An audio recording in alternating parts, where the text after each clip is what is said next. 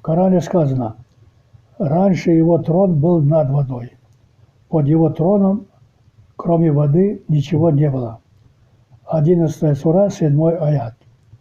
Вода – ключевой компонент Вселенной, и не только нашей, но и других вселенных. Она появилась раньше них. И все живые существа, говорится в Коране, были созданы из воды. 24 сура, 45 аят.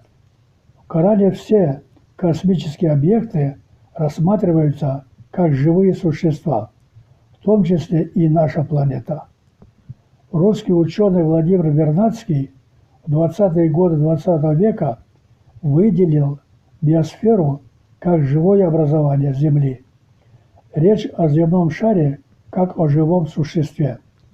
Бактерии, растения, животные, человек и так далее – все они живые существа, где каждая молекула имеет свою специализацию в едином сверхорганизме планеты Земля.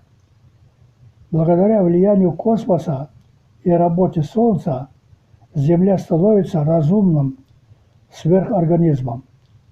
И это утверждение ученого справедливо для всех объектов в космосе. Аллах в Коране подчеркивает, что Вселенная – живое строение. В ней каждый объект занимает свое определенное Создателем место и на этом месте выполняет возложенную на нее задачу.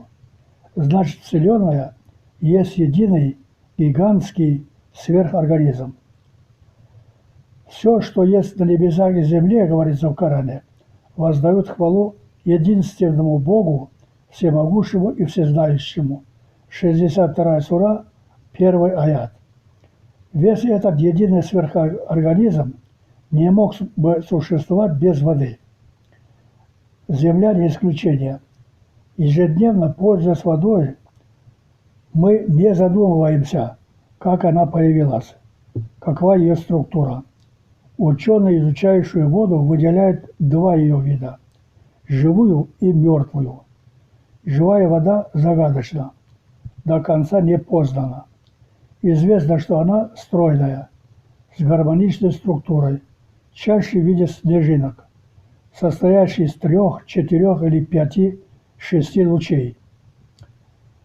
Такая вода, как компьютер, несет в себе информацию, обладает памятью, способна реагировать на звуки, свет, температуру, электромагнитные поля, гравитацию, положение Солнца и Луны.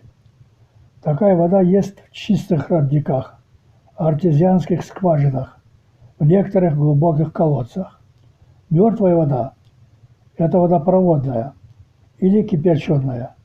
Она не вредная, но и не полезная. Другой российский ученый Плыкин считает, что основное назначение воды – быть информационной основой биологической жизни во Вселенной. Обычная вода, которая, наверное, является производной от той воды, которая была под троном Аллаха, есть движитель всех процессов в растительном и животном мире на Земле. Основой же внутризвездных процессов в космосе является литиевая вода.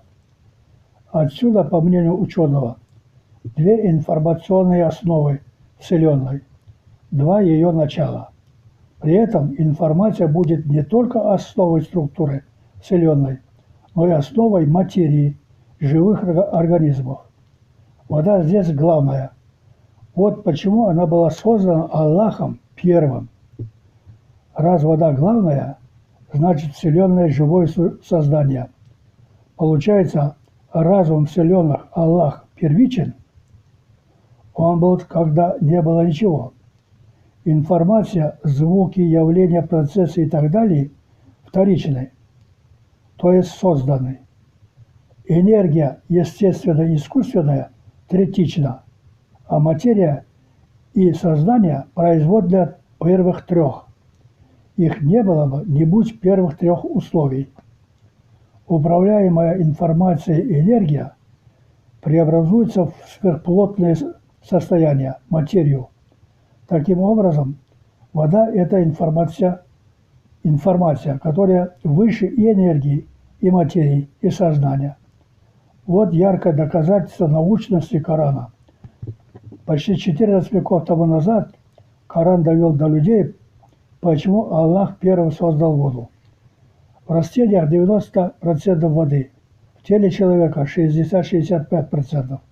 Кровь состоит на 92% из воды. При потере воды в количестве 2% веса тела, литр-полтора, ощущается жажда. При потере 6-8% веса тела появляется полуобморочное состояние.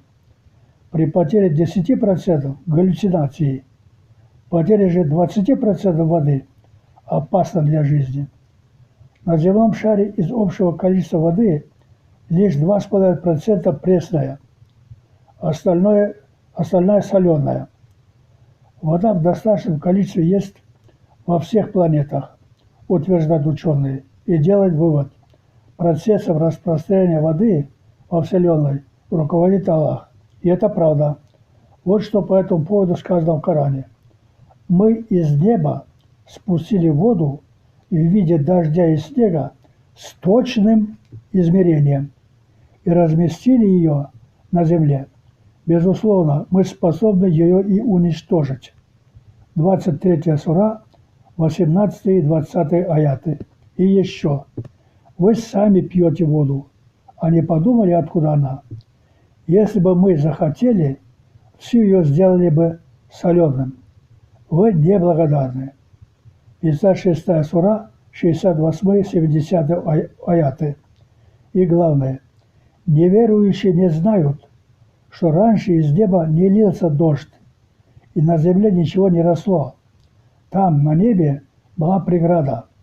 Когда мы убрали эту преграду, полился дождь, и проросли злаки, и все живые существа мы создали из воды. Разве не видите? 21 сура, 30 аят.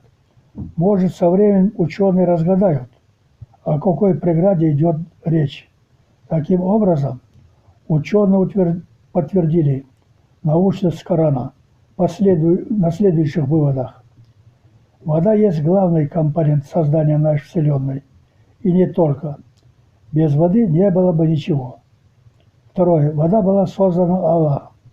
И третье. Он лично руководит ее распределением по космическим объектам с точным измерением, то есть в необходимом количестве.